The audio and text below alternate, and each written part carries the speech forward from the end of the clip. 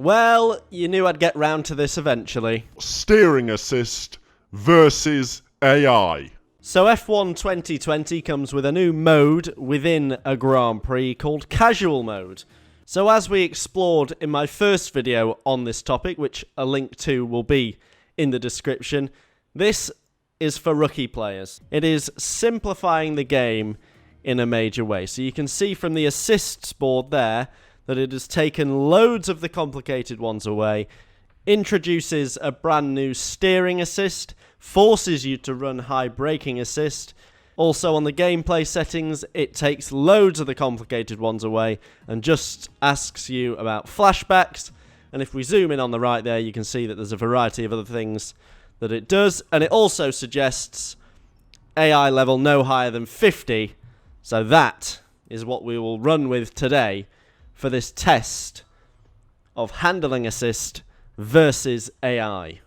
Now, before we get started, we just need to satisfy my ego ever so slightly, because I've done a bit of playing of this game now and I haven't seen me yet. I have featured in the last couple of games, my face has at least, much to the shock of most people that have played it, but I can't see myself anywhere. Keep your eyes peeled. No, I wasn't there. Right, if I've been dropped, it's going to take some getting over.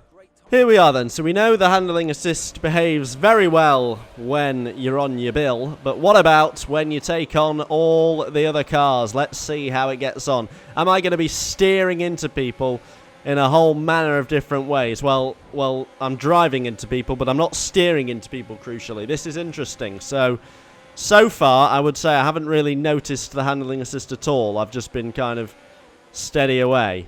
But no, we felt a little twitch on there. It's definitely there. So here we go. So this is going to be interesting because I'm going to pull alongside one of them here. Is it going to try and drag me into them? No is the answer. And now it is. Right, so now the game is judging that I'm in ahead of the car.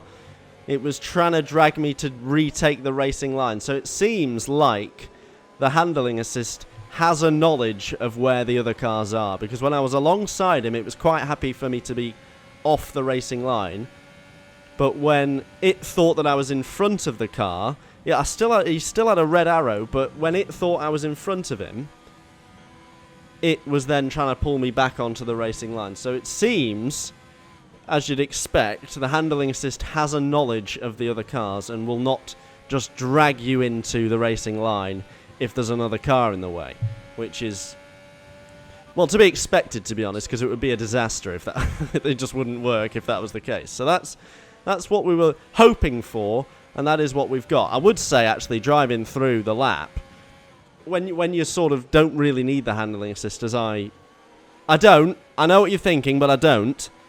So when you don't, the brake assist is actually way more noticeable. Like handling assist, when you're at my standard, is kind of only the odd correction. Whereas the braking assist really gets in the way when you're trying to accelerate out of corners or do a corner slightly faster.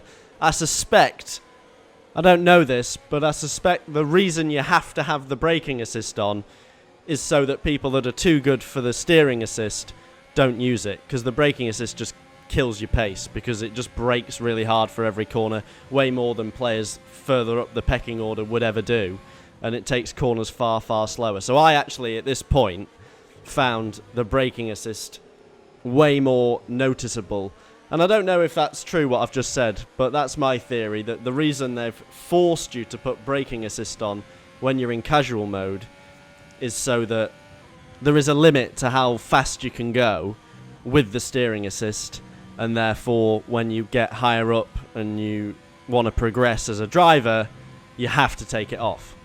Now let's use some snazzy graphics to show the input on the steering as I drive along. So you can see there my controller, I'm dragging it left, and it's now pulling me to the right, despite there being no right input from the controller. So that's kind of the best demonstration I can give. I'll do it again on the next straight. We'll just get through these corners.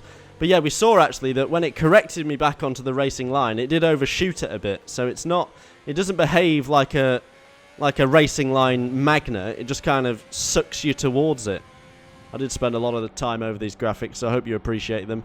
So you can see I'm going to pull it to the right, take my finger completely off, and then it steers onto the left. So that took me ages and is the best demonstration I can give of the steering assist on this game. So yeah, I'm happy. I mean, I wasn't steering into people. We know already that it's just a simple corrector, and yeah, what I learned actually more from this experience is that the braking assist is well annoying. When you get to a point where you're faster than the braking assist, oh my word, it's annoying. Get that removed and get yourself on the podium. So I didn't get the podium in this race, cause braking assist, but we can certainly have a look at the celebrations here. Who is it? Charles Leclerc has taken the win in the handling assist versus AI Grand Prix. Onto the... I'm in it! I'm in the game!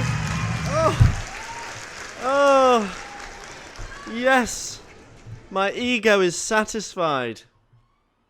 Oh, I'm delighted. I'm an FIA delegate as well. Look at me. Oh, look at that suit.